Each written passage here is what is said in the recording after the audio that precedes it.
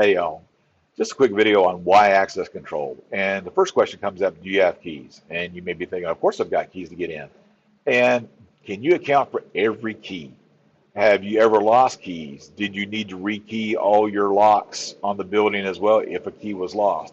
So that comes into play. If you lose a badge, we can just deactivate that badge or that key fob or whatever it may be, or that person as well. So if you have an employee that leaves, that's one of the other questions we ask. Do you need to secure certain areas?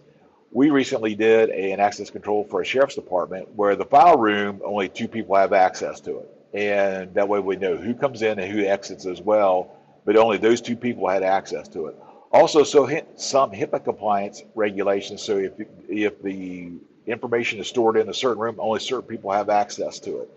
If you have a computer server that houses those records as well, then that needs to be behind a secure door. And chances are that it's going to need access control as well to know who can come and go on that room as well.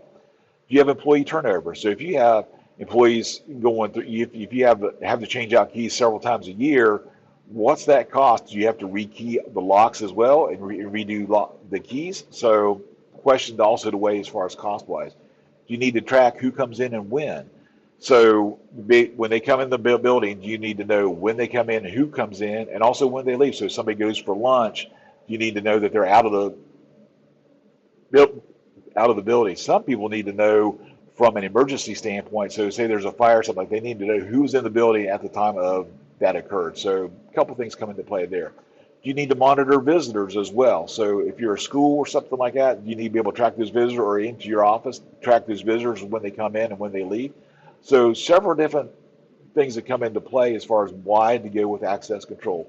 We have three systems, and we've got a video coming tomorrow that will also discuss that, as well as like a little bit more in-depth questions as far as which one may be a better fit for you.